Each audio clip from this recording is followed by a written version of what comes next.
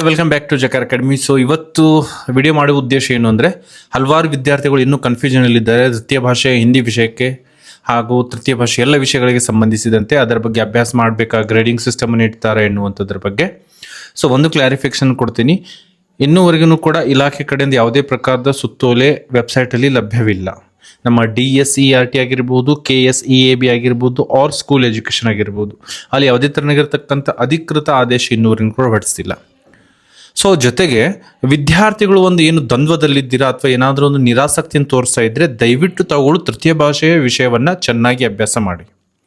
ಏಕೆ ಅಭ್ಯಾಸ ಮಾಡಬೇಕೆನ್ನುವಂತಂದರೆ, for example 525ಕ್ಕೆ ಪರೀಕ್ಷೆ ನಡೆಸಿದರೆ ಆಮೇಲೆ ಯಾರಾದರೂ ಕೋರ್ಟ್ ಮೆಟ್ಟಿಲನ್ನು ಏರಿದರೆ, ಬೈ ಚಾನ್ಸ್ ಏನಾದರೂ ನ್ಯಾಯಾಲಯ ಈ ವರ್ಷ SSLC ಪರೀಕ್ಷೆ 2026ರಲ್ಲಿ ಯಾರು ಪರೀಕ್ಷೆಯನ್ನು ಬರೀತಾ ಇದ್ದಾರೆ, ಯಾಕಂದರೆ ಒಂದು ವರ್ಷ ಸಂಪೂರ್ಣವಾಗಿ ತಗೊಳ್ಳೋ ಅಭ್ಯಾಸವನ್ನು ಮಾಡಿದ್ದೀರಿ. ಹಾಗೂ ನಮಗೂ ಕೂಡ ಗೊತ್ತು, ಹಲವಾರು ವಿದ್ಯಾರ್ಥಿಗಳಿಗೆ ವಿಶೇಷವಾಗಿ ತೃತೀಯ ಭಾಷೆ ಹಿಂದಿಯಲ್ಲಿ ಹಲವಾರು ನಾವು ಪ್ರಿವಿಯಸ್ ವಿಡಿಯೋದಲ್ಲಿನೂ ಕೂಡ ಹಲವಾರು ಜನ ವಿದ್ಯಾರ್ಥಿಗಳು ಅದರ ಬಗ್ಗೆ ವಿರೋಧವನ್ನು ವ್ಯಕ್ತಪಡಿಸಿದ್ರಿ. ನಮಗೆ ಸ್ಕೋರಿಂಗ್ ಸಬ್ಜೆಕ್ಟ್ ಯಾವುದಾದ್ರೂ ಇದ್ದರೆ ಅದು ಹಿಂದಿ, ಹಾಗೂ ಸಂಪೂರ್ಣವಾಗಿ ನಾವು ಹಿಂದಿಯನ್ನು ಕಲಿತೀವಿ, ನಮಗೆ ಸರಳ ಅನಿಸ್ತದೆ, ಅದರಲ್ಲಿ ನಮ್ಗೆ ಕಲಿಯೋದಕ್ಕೆ ಯಾವುದೇ ತೊಂದರೆ ಇಲ್ಲ ಎನ್ನುವಂಥ ಹಲವಾರು ಜನ ಕಮೆಂಟ್ಸನ್ನು ಮಾಡಿದ್ದಾರೆ ನನ್ನ ಚಾನಲಲ್ಲಿ ಹಾಗೂ ನನ್ನ ಪ್ರೀವಿಯಸ್ ವಿಡಿಯೋದಲ್ಲಿ.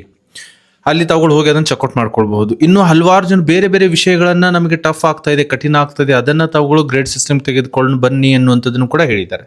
ಸೊ ಮುಂದೆ ಏನಾಗ್ತದೆ ಅನ್ನುವಂಥದ್ದು ಗೊತ್ತಿಲ್ಲ.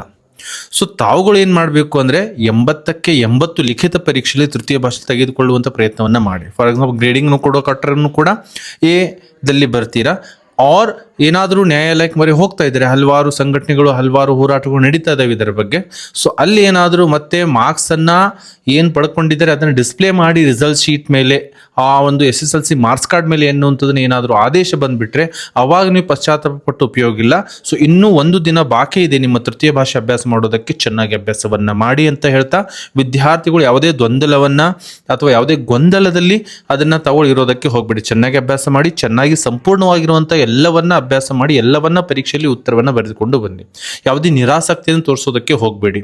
ಇಲ್ಲ ನಮಗೆ ಗ್ರೇಡಿಂಗ್ ಸಿಸ್ಟಮ್ ಬಂದಿದೆ, ಇನ್ನೂ ಕೂಡ ಅದಕ್ಕೆ ನಾನು ಹೇಳ್ತೇನೆ, ಅಧಿಕೃತವಾಗಿರುವಂಥ ಇಲಾಖೆ ಆದೇಶ ಇನ್ನೂ ಇಲ್ಲ. ಇನ್ನೂ ನಾವು ಮಾಧ್ಯಮ ನೋಡಿದರೆ ಹಲವಾರು ದ್ವಂದ್ವಗಳಿದ್ದಾವೆ, ಹಲವಾರು ಇನ್ನೂ ಕ್ಲಾರಿಫಿಕೇಷನ್ಗಳು ಕೂಡ ಬೇಕು.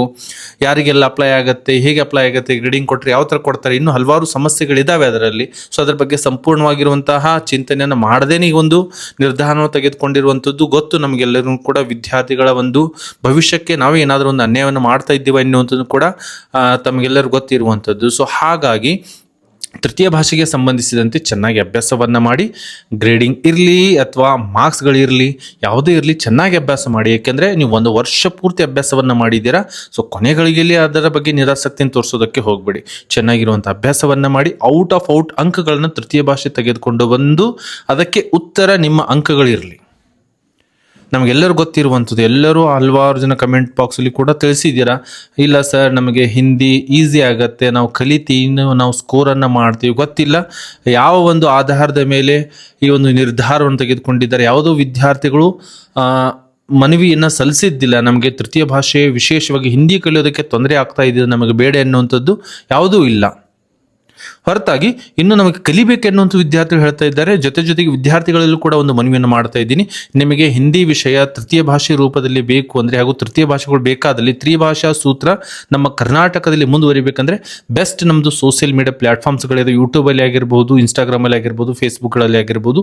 ನಿಮ್ಮ ಧ್ವನಿಯನ್ನು ನಿಮ್ಮ ಹಕ್ಕಿಗಾಗಿ, ನಿಮ್ಮ ಶೈಕ್ಷಣಿಕ ಭವಿಷ್ಯಕ್ಕಾಗಿ ಹಾಗೂ ನಮ್ಮ ಯಾವುದೇ ತೊಂದರೆಗಳಿಲ್ಲ ಎನ್ನುವಂಥದ್ದು ಹೇಳಲಿಕ್ಕೆ ತಾವುಗಳಲ್ಲಿ ಪೋಸ್ಟ್ನು ಕೂಡ ಮಾಡ್ತಾ ಇರಿ. ಈ ವಿಡಿಯೋಗಳನ್ನು ಮಾಡಿ ಹಾಕಿ CM ಅವರಿಗೆ, ತದನಂತರ ಎಜುಕೇಷನ್ ಮಿನಿಸ್ಟರ್ ಅವರಿಗೆ ಪತ್ರಗಳನ್ನು ಬರೀರಿ. ಈ ಮೂಲಕ ತಾವು ನಿಮ್ಮ ಉದ್ದೇಶವನ್ನು ಸ್ಪಷ್ಟಪಡಿಸಿ. ನಿಮಗೆ ಯಾವ ವಿಷಯ ಕಷ್ಟ ಅನ್ನಿಸ್ತದೆ, ಕೇವಲ ತೃತೀಯ ಭಾಷೆಗೆ ನಾನು ಹೇಳ್ತಾ ಇಲ್ಲ, ಯಾವ ವಿಷಯ ನಿಮಗೆ ಟಫ್ ಅನ್ನಿಸ್ತಾ ಇದೆ ಅದರ ಬಗ್ಗೆ ನಿಮ್ಮ ನಿಲುವೇನು ಎನ್ನುವಂಥ ವಿದ್ಯಾರ್ಥಿಗಳು ಮುಖ್ಯವಾಗಿರುವಂಥ ನಾವೆಲ್ಲ ಮಾತನಾಡ್ತೀವಿ. ಜೊತೆಗೆ ನಮ್ಮ ಹೈ ಲೆವೆಲ್ ಅಧಿಕಾರಿಗಳು ಕೂಡ ಮಾತನಾಡ್ತಾರೆ, ಕಲಿಬೇಕಾಗಿರುವಂಥದ್ದು ವಿದ್ಯಾರ್ಥಿಗಳು. ಸೊ ಹಾಗಾಗಿ ನಿಮ್ಮ ಅನಿಸಿಕೆ, ನಿಮ್ಮ ಬಯಕೆ ಬಹಳಷ್ಟು ಮುಖ್ಯವಾಗಿರುವಂಥದ್ದು. ಸೊ ಅದನ್ನು ತಾವುಗಳು ಸೋಷಿಯಲ್ ಮೀಡಿಯಾದಲ್ಲಿ ಪೋಸ್ಟನ್ನು ಮಾಡ್ತಾ ಇರಿ. ಯಾಕಂದರೆ ಈಗ ನಮ್ಮ ಹತ್ರ ಇರುವಂಥದ್ದು ದೊಡ್ಡದಾಗಿರುವಂಥ ಪವರ್ ಏನು ಅಂದರೆ ಸೋಷಿಯಲ್ ಮೀಡಿಯಾ ಪ್ಲ್ಯಾಟ್ಫಾರ್ಮ್ ಇದೆ ನಮ್ಮ ಹತ್ರ. ಸೊ ಹಾಗಾಗಿ ಸೋಷಿಯಲ್ ಮೀಡಿಯಾ ಪ್ಲ್ಯಾಟ್ಫಾರ್ಮಲ್ಲಿ ನಿಮ್ಮ ತ್ರಿಭಾಷಾ ಸೂತ್ರಕ್ಕೆ ವಿಶೇಷವಾಗಿ ತೃತೀಯ ಭಾಷೆಯನ್ನು ಏನು ಗ್ರೇಡಿಗೆ ಬದಲಾಯಿಸಬೇಕೆನ್ನುವಂಥ ಏನು ನಿರ್ಧಾರ ಇದೆ ಅದು ಎಷ್ಟರ ಮಟ್ಟಿಗೆ ಸರಿ, ಹಾಗೂ ನಿಮ್ಮ ಭವಿಷ್ಯದ ಮೇಲೆ, ನಿಮ್ಮ ಈ ವರ್ಷದ ಫಲಿತಾಂಶದ ಮೇಲೆ ಏನೆಲ್ಲ ಪ್ರಭಾವವನ್ನು ಬೀರ್ತಾ ಇದೆ ಅದು ಅನ್ನೋಂಥದ್ದನ್ನು ಕೂಡ ಒಂದು ಸೋಷಿಯಲ್ ಮೀಡಿಯಾ ಮುಖಾಂತರ ನಮಗೆ ಬೆಸ್ಟ್ ಅಪಾರ್ಚುನಿಟಿ ಇರುವಂಥದ್ದು ನಾವೆಲ್ಲರೂ ನ್ಯೂಸ್ ರೂಮ್ಗೆ ಹೋಗಿ ಕುಳಿತುಕೊಂಡು ಹೇಳೋದಕ್ಕೆ ಸಾಧ್ಯ ಇಲ್ಲ. ಹಾಗೆ social media is the best platform for ಅದನ್ನು ಒಳ್ಳೆಯದಕ್ಕಾಗಿ ಬಳಸ್ಕೊಳ್ರಿ. ಇಂಥದ್ದೆಲ್ಲ ನಿಮ್ಮ ಹಕ್ಕನ್ನು ಪಡೆದುಕೊಳ್ಳಲಿಕ್ಕೆ ಅಥವಾ ನಿಮ್ಮ ಅನಿಸಿಕೆಗಳನ್ನು ದೊಡ್ಡ ಮಟ್ಟದಲ್ಲಿ ತಲುಪಿಸೋದಕ್ಕೆ ಈ ಒಂದು ಪ್ಲ್ಯಾಟ್ಫಾರ್ಮನ್ನು ಉಪಯೋಗವನ್ನು ಮಾಡಿಕೊಳ್ಳಿ. ಹಾಗೂ ತೃತೀಯ ಭಾಷೆಗೆ ಸಂಬಂಧಿಸಿ ಚೆನ್ನಾಗಿ ಅಭ್ಯಾಸವನ್ನು ಮಾಡಿ. ಹಾಗೂ ತೃತೀಯ ಭಾಷೆ ಹಿಂದಿಯಲ್ಲಿ ನಾಳೆ ಬೆಳಿಗ್ಗೆ ಅಂದರೆ 30/3/2026 ಸೋಮವಾರದಂದು ನಾನು 10:30 ಗಂಟೆಗೆ ಹಿಂದಿ ಲೈವ್ ಕ್ಲಾಸನ್ನು ತೆಗೆದುಕೊಳ್ತೇನೆ. ಹಲವಾರು ವರ್ಷಗಳನ್ನ ಲೈವ್ ಕ್ಲಾಸನ್ನು ತೆಗೆದುಕೊಳ್ತಾ ಇದ್ದೀನಿ. ಹಾಗೂ ಹಲವಾರು ವಿದ್ಯಾರ್ಥಿಗಳು ಇದರಲ್ಲಿ ಔಟ್ ಕೂಡ ಮಾಡಿದ್ದಾರೆ. ಹಲವಾರು ನನ್ನ ಕಮೆಂಟ್ ಬಾಕ್ಸಲ್ಲಿ ಹಾಗೂ ವಿಡಿಯೋಗಳಲ್ಲಿ ತಾವುಗಳು ಹೋಗಿ ಅದನ್ನು ಗಮನಿಸಬಹುದು. ನಾಳೆ 10:30 ಗಂಟೆಗೆ ತೃತೀಯ ಭಾಷೆ ಹಿಂದಿ ವಿಷಯಕ್ಕೆ ಸಂಬಂಧಿಸಿದಂತೆ 80ಕ್ಕೆ 80 ಅಂಕಗಳನ್ನ ಲಿಖಿತ ಪರೀಕ್ಷೆಯಲ್ಲಿ ನಾಡಿದ್ದ ಪರೀಕ್ಷೆ 31ಕ್ಕೆ ಏನು ತೃತೀಯ ಭಾಷೆ ಪರೀಕ್ಷೆ ಇದೆ ಅದರಲ್ಲಿ ಯಾವ ಥರ ಪಡೆದುಕೊಳ್ಳಬಹುದು ಎನ್ನುವಂಥದ್ರ ಬಗ್ಗೆ ನಾನು ಸಂಪೂರ್ಣವಾಗಿ ಹೇಳ್ತೀನಿ. ನಿಮ್ಮ ಕಮೆಂಟ್ಸ್ಗಳನ್ನು ಕೂಡ ನಾನು ಓದ್ತಾ ಇರ್ತೀನಿ, ಜೊತೆಗೆ ಅದನ್ನು ಕೂಡ ಉತ್ತರವನ್ನು ಕೊಡುವಂಥ ಸರ್ವ ಪ್ರಯತ್ನವನ್ನು ಮಾಡ್ತೀನಿ. ಸೊ ಈ ಒಂದು ವಿಡಿಯೋನ ಅತಿ ಹೆಚ್ಚಿಗೆ ಶೇರ್ ಮಾಡಿ ಹಾಗೂ ತೃತೀಯ ಭಾಷೆಗೆ ಸಂಬಂಧಿಸಿದಂತೆ ಅತಿ ಹೆಚ್ಚಿಗೆ ಅಭ್ಯಾಸವನ್ನು ಮಾಡಿ.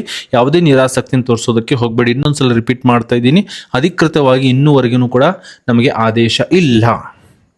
ಬಂದರೂ ಸಹಿತ ಮೇ ಬಿ ಕೋರ್ಟ್ ಮೆಟ್ಟಿಲನ್ನು ಏರಿದಾಗ ಅಥವಾ ನ್ಯಾಯಾಲಯಕ್ಕೆ ಹೋದಾಗ ಅಲ್ಲಿ ಯಾವ್ದು ಬೇಕಾದ ತೀರ್ಪನ್ನು ಕೂಡ ಬರಬಹುದು. ಸೊ ಹಾಗಾಗಿ ದಯವಿಟ್ಟು ವಿದ್ಯಾರ್ಥಿಗಳಾದರೂ ಚೆನ್ನಾಗಿ ಅಭ್ಯಾಸವನ್ನು ಮಾಡಿ. ಇನ್ನೂ ಕೂಡ ನಮಗೆ ಕ್ಲಾರಿಫಿಕೇಷನ್ ಇಲ್ಲ, ಕೇವಲ ಮಾಧ್ಯಮದಲ್ಲಿ ಹಾಗೂ ನಮ್ಮ ಶಿಕ್ಷಣ ಸಚಿವರು ಹೇಳುವಂತಹ ಒಂದು ಮಾಹಿತಿ ಆಧಾರದ ಮೇಲೆ ನಾವು ಹೇಳ್ತಾ ಇರೋದು. ಇವಾಗಷ್ಟೇ 625ಗೆ 525 ಅಂಕಗಳನ್ನ ಹಾಗೂ ತೃತೀಯ ಭಾಷೆಗೆ ಗ್ರೇಡ್ಗಳನ್ನು ಕನ್ವರ್ಟ್ ಮಾಡಬೇಕು ಅನ್ನುವಂಥದ್ದು ಅಷ್ಟೇ ಮಾಹಿತಿ ಗೊತ್ತಿರುವಂಥದ್ದು. ಅದೇ ಅಧಿಕೃತವಾಗಿರುವಂಥ ಮಾಹಿತಿ ಇಲ್ಲ. ಬೈ ಚಾನ್ಸ್ ಇದು ಅಧಿಕೃತವಾಗಿ ಇಲಾಖೆಯಿಂದ ಮಾಹಿತಿ ಬಂದರೂ ಸಹಿತ ಇದು ಮೇ ಬಿ ನ್ಯಾಯಾಲಯ ಕಟ್ಟೆಯನ್ನು ಇರುತ್ತೆ, ಅಲ್ಲಿ ಏನಾಗುತ್ತೆ ಗೊತ್ತಿಲ್ಲ. ಹಾಗಾಗಿ ಬೈ ಚಾನ್ಸ್ ಏನಾದರೂ ಇಲ್ಲ ನೀವು ಅಂಕಗಳನ್ನು ಡಿಸ್ಪ್ಲೇ ಮಾಡಬೇಕೆನ್ನುವಂಥದ್ದಾದರೆ ಸೊ ಈಗ ನಿಮ್ಮ ಪರಿಶ್ರಮ ಕೆಲಸಕ್ಕೆ ಬರುತ್ತೆ. ಸೊ ಹಾಗಾಗಿ ಅಭ್ಯಾಸ ಮಾಡಿ. ಈ ಒಂದು ವಿಡಿಯೋ ನಿಮಗೆ ಇಷ್ಟವಾಗಿದ್ದರೆ ನಿಮ್ಮ ಗೆಳೆಯರ ಜೊತೆಗೆ, ನಿಮ್ಮ ಫ್ರೆಂಡ್ಸ್ ಜೊತೆಗೆ ಹಾಗೂ ತ್ರಿಭಾಷಾ ಸೂತ್ರದ ಬಗ್ಗೆ ನಾನು ಆಲ್ರೆಡಿ ಹೇಳಿದಂತೆ ಸೋಷಿಯಲ್ ಮೀಡಿಯಾ ಪ್ಲ್ಯಾಟ್ಫಾರ್ಮ್ ಎಲ್ಲವನ್ನು ಹಂಚ್ಕೊಳ್ಳಿ ಅಂತ ಹೇಳ್ತಾ ಈ ಒಂದು ವಿಡಿಯೋ ವೀಕ್ಷಿಸಿದ್ದಕ್ಕಾಗಿ ನಿಮಗೆಲ್ಲರೂ ಧನ್ಯವಾದಗಳು ತಿಳಿಸುತ್ತಾ ಮತ್ತೆ ನಾವು ಲೈವ್ ಕ್ಲಾಸಲ್ಲಿ ನಾಳೆ 30ನೇ ತಾರೀಕು ಸೋಮವಾರ ಮಾರ್ಚ್ 30ಕ್ಕೆ ನಾವು ಭೇಟಿಯಾಗೋಣ 10:30 ಗಂಟೆಗೆ. ಸಂಪೂರ್ಣವಾಗಿ ನಾನು ಫುಲ್ಲಿ ಡಿಟೇಲ್ ಆಗಿರುವಂತಹ 1 ಅವರ್ or 2 ಅವರ್ ಲೈವ್ ಕ್ಲಾಸನ್ನು ನಡೆಸ್ತಾ ಇರ್ತೀನಿ. ಅಲ್ಲಿ ನಾವು ಮತ್ತೆ ಭೇಟಿ ಹೋಗೋಣ. ಜೈ ಹಿಂದ್.